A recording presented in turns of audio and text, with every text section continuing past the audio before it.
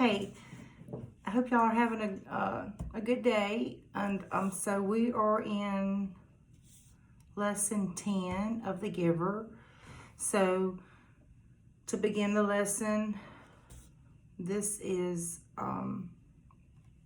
analyzing setting Jonas's perception of his community. We read and discussed chapter 11 of the Giver, and we are continuing to analyze Jonas's character and how his perception of his community has begun to change because of his experiences with the Giver. Do you remember at the beginning whenever I talked about perception and I said perception is, it's your point of view? And so Jonas has his experience. And we have to figure out what is the theme of this story, the Giver. What does the author want us, what is the takeaway? What is the lesson learned? And there are several themes, several lessons, but we're going to focus on a theme, and then we're going to write that analysis where we're going to break down how was that theme developed. And it's developed by looking at Jonas and looking at his thoughts and his experiences. So that's how the theme is being developed. And in this chapter, his perception, his point of view, his thinking is just starting to change concerning his community. We're going to, you were supposed to have read chapter 12, and we're going to look at just an excerpt of that chapter. I will not be reading the entire chapter to you. You did have your assignment again with your 3, 2, 1. And those are kind of interesting. I'm thinking I'm going to just really enjoy looking at your progress to see how you have come along as you've written those. And I think that the more you write those, the better that you'll get. And I think that it's an easy A. If you do the work, it's an easy grade. And I think you become a better writer. And I also think it helps you to continue to see how the plot is progressing. So we are going to discuss an excerpt from chapter 12. And we're going to continue to analyze how his perception of his community changes as a result of his experience with the Giver. Just a second. Bring that down. Okay. So I am now on card 6, and it says follow along as I read an excerpt from chapter 12 of the Giver, and it's on page 119. Page 119, chapter 12. It happened, Jonas said. Now he is at the annex where he meets in the afternoons with the Giver. It happened, Jonas said. It happened to the books, but it went away again. I'm right then, the Giver said. You're beginning to see the color red. The what? The Giver sighed. How to explain this?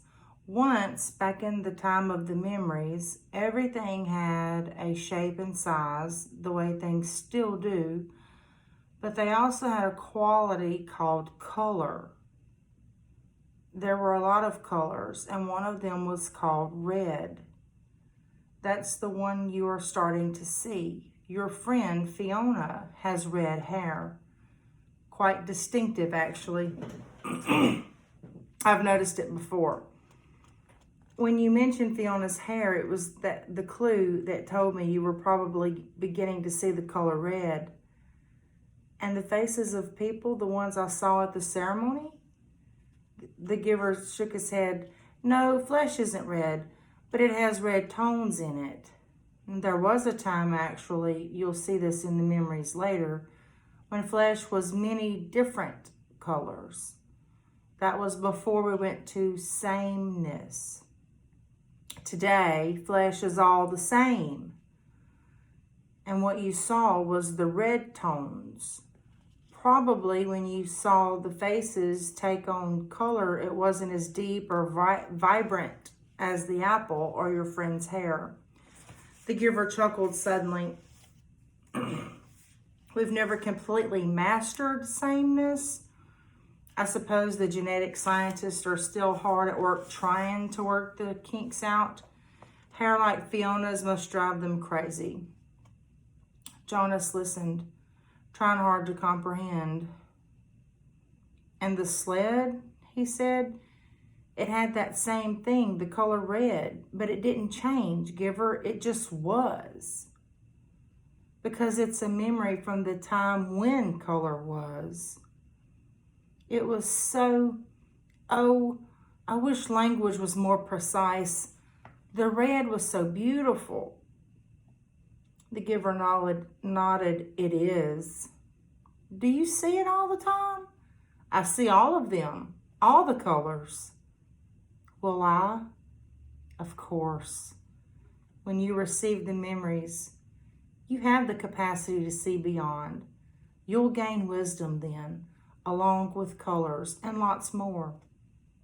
Jonas wasn't interested just then in wisdom. It was the colors that fascinated him. Why can't everyone see them? Why did colors disappear? The giver shrugged. Our people made that choice. The choice to go to sameness. Before my time. Before the previous time. Back and back and back. We relinquished color when we relinquished sunshine and did away with differences. He thought for a moment. We gained control of many things, but we had to let go of others.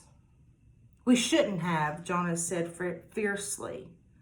The giver looked startled at the certainty of Jonas's reaction. Then he smiled wryly. You've come very quickly to that conclusion, he said. It took me many years. Maybe your wisdom will come much more quickly than mine. He glanced at the wall clock. Lie back down now. We have so much to do. Giver, Jonas asked as he rearranged himself again on the bed. How did it happen to you when you were becoming the receiver? You said that the seeing beyond happened to you, but not the same way.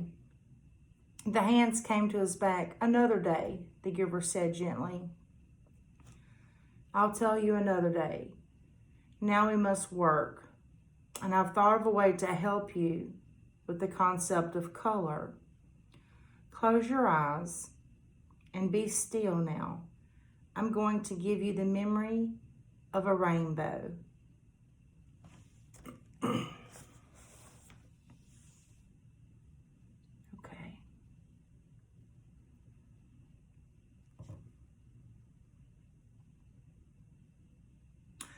So what does relinquish mean?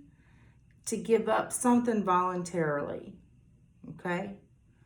When you voluntarily give up something, you relinquish it. What does the giver mean when he says we gained control of many things, but we had to let go of others? Now, relinquished is a word on our vocabulary chart. Also, again, it means to give up something voluntarily, relinquish. This is a big statement. We gained control of many things, but we had to let go of others. They wanted sameness, right? And think about the eyes. Everybody has dark eyes. Everybody's got the same skin. tone. The weather's always the same. The land is the same. They want things the same. They don't want different. They don't want unique. So it makes you think of that unit question: is perfection worth the sacrifice? What you give up in order to gain what you think is perfect, is it really worth? Is losing color, the ability to see color? So what do you see? Black and white? Gray? Everything they see is just a tone of gray? We can't really relate to that.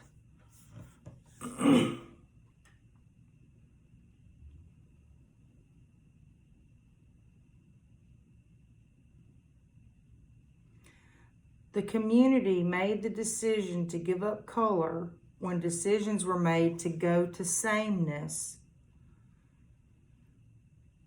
or to get rid of differences. And the giver implies that by doing this, the community did gain control of many things. But without color, that, you know, if there's not a multitude of color, there can be no racism in a society, because everyone would have the same skin color. Well, that would be awesome. No racism. I mean, that would be amazing. I think we would all agree with that. No racism. But what do you lose in the process of that? You lose that group, that people, that heritage, that history. In order to receive that, though, the giver explains that they had to sacrifice the good and the beauty of color. It's a trade-off that the community made.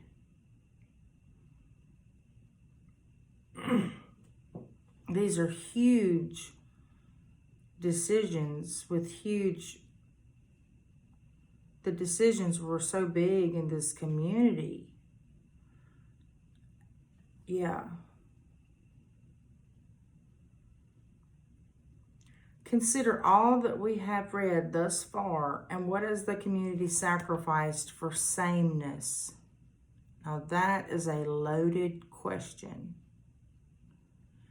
Consider all that we have read thus far. What has the community sacrificed for sameness?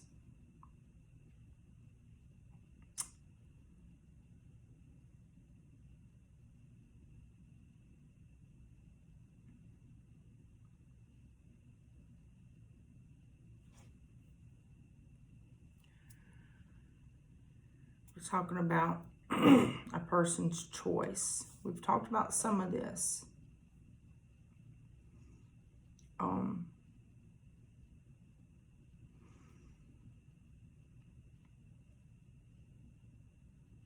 Freedoms, certain freedoms they don't have. They've given that up. They've sacrificed those.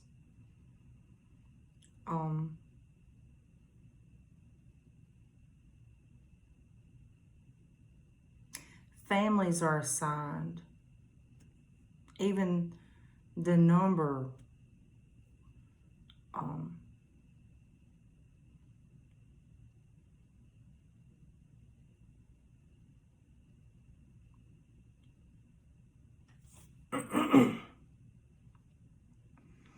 Jonas's community has sacrificed a lot of things. So just really think about that.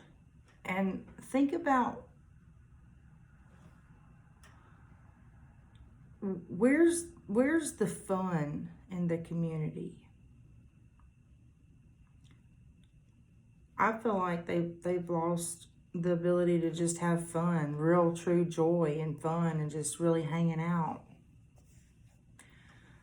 The community, I think, has sacrificed, well, which we can talk about this.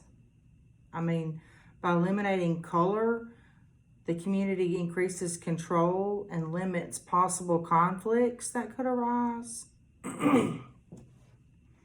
Racism could not exist in Jonas's community because no one can see color. The goal is to make everyone the same. So that's a noble goal, but is that the only path? I think we can defeat racism, or the goal should be to defeat racism without having to lose the race in the process, or without having to compromise a race. But this was their community. You know, this is what they did, and this was the choices they made in this world. In this world, in this community, they sacrificed their professions. They allowed a community to choose to make the choice based on outside observation, what they thought was better, the best spouse. They made that choice. A lot of control is given, a lot of decision making is given to elders in the community, a lot of assignments. And even in our world, in our community, people that have jobs, they change jobs. You may have a job for 5 years or 8 years, and then you may decide you want to do something different. You know, everybody don't keep the same job for 30 years. Many do, but many change jobs, or even may retire and have a different type of job. But just the fact that you don't have the freedom in this community to do that.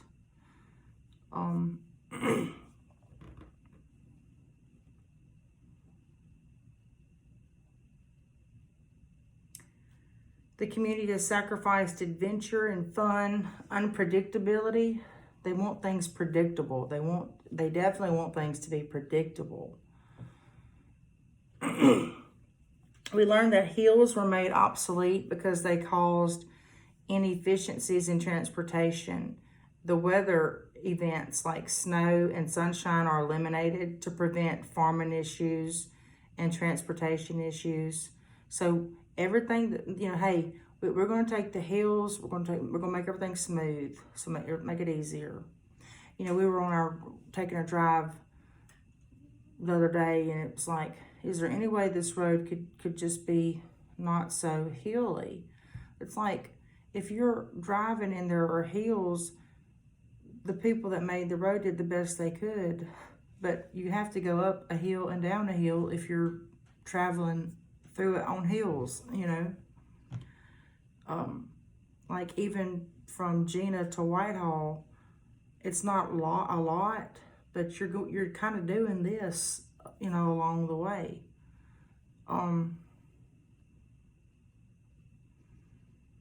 So what is the community sacrifice for sameness? What are they sacrifice for sameness? And here's the thing,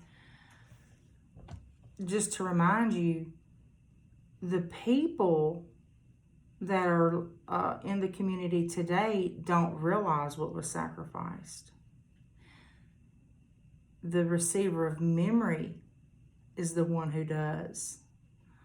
The receiver, the one that's giving the memory, like the giver knows now. You know what I'm saying?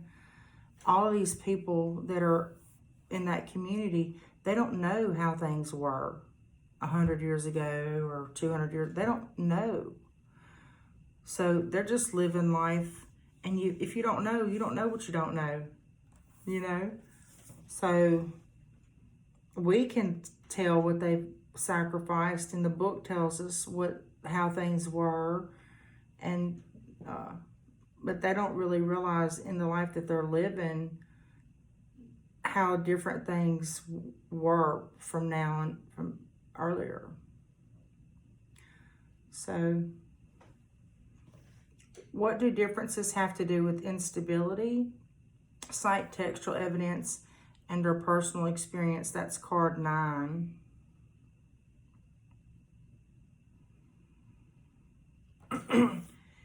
Individuals sometimes choose to associate with people who are like them, which leads to some people being left out, in extreme cases bullied by others, which would be horrible.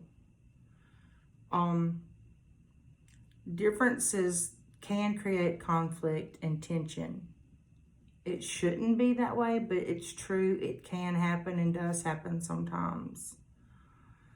Conflicts and tensions have existed for generations due to racial and social class differences.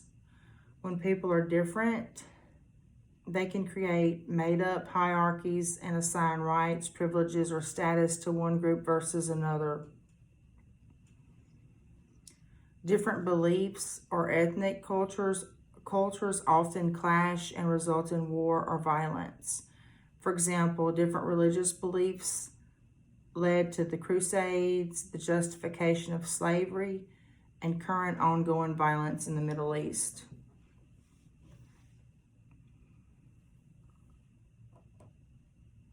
So, it is true that you can have, someone's difference can cause a conflict. Okay? But, so, we're not saying it doesn't.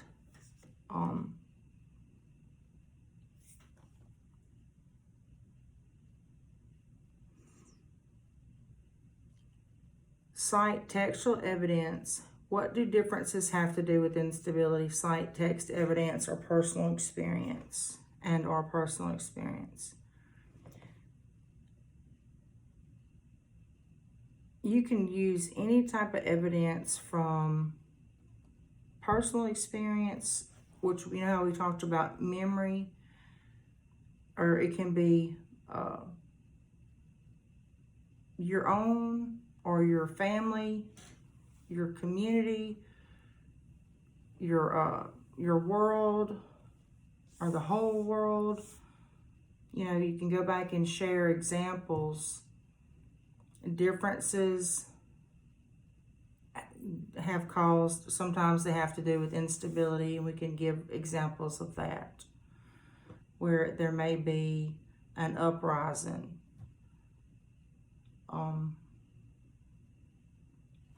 I guess it's just part of human nature, and we're just understanding that as we study this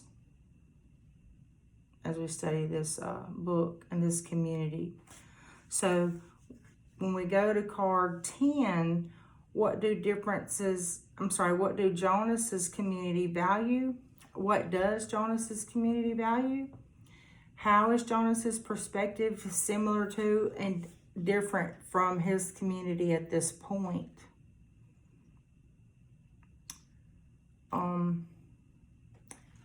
We know what his community values.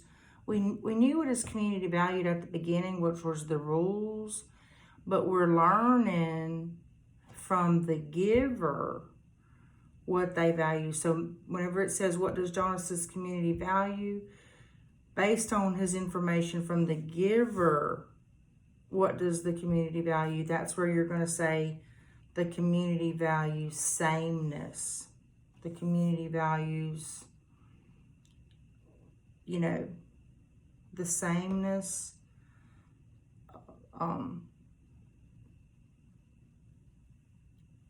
And then how is Jonah's perspective similar to or different from his community at this point?